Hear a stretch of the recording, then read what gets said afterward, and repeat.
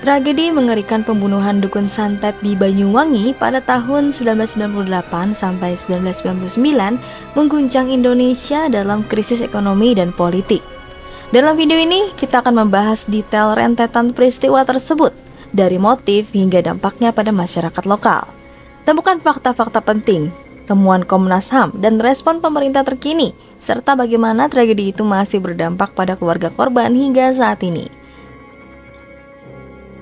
Sebelum kita mulai ke pembahasannya, jika kamu tertarik seputar fakta, misteri, dan konspirasi, yuk subscribe ke Coretan Misterius.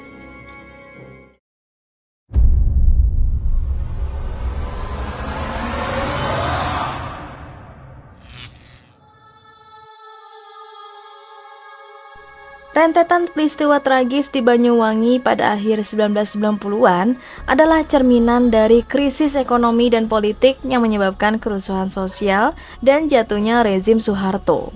Awalnya, target pembunuhan adalah individu yang dituduh mempraktikkan ilmu hitam, disebut sebagai dukun santet. Namun tragisnya jumlah korban yang tidak bersalah terus bertambah.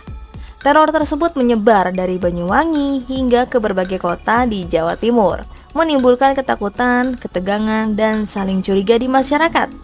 Media saat itu melaporkan kehadiran para pelaku yang terlatih dan gesit, seringkali disamakan dengan ninja, meskipun ada upaya hukum, termasuk dari pemerintah, untuk menindak pelaku.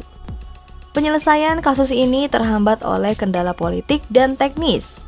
Baru pada 2015, Komisi Nasional Hak Asasi Manusia (Komnas HAM) mulai menyelidiki kasus tersebut, menemukan bukti propaganda dan penggalangan massa sebagai pemicu teror tersebut. Hasil penyelidikan Komnas HAM menunjukkan adanya campur tangan kelompok terorganisir.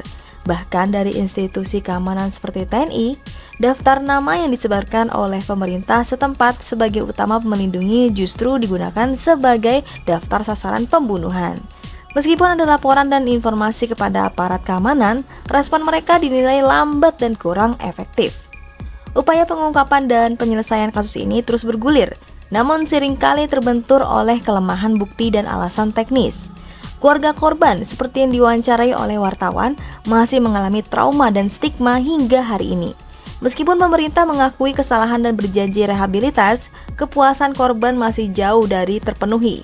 Bagi mereka, yang penting adalah membersihkan nama baik dan mendapatkan keadaan untuk keluarga mereka yang telah menjadi korban kebrutalan tersebut.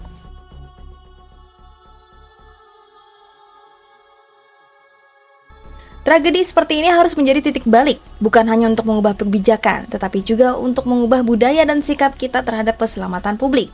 Kita harus belajar dari kesalahan, tidak boleh lagi mengabaikan peringatan, dan memastikan bahwa setiap langkah yang kita ambil selalu memprioritaskan keselamatan dan keadilan bagi semua warga.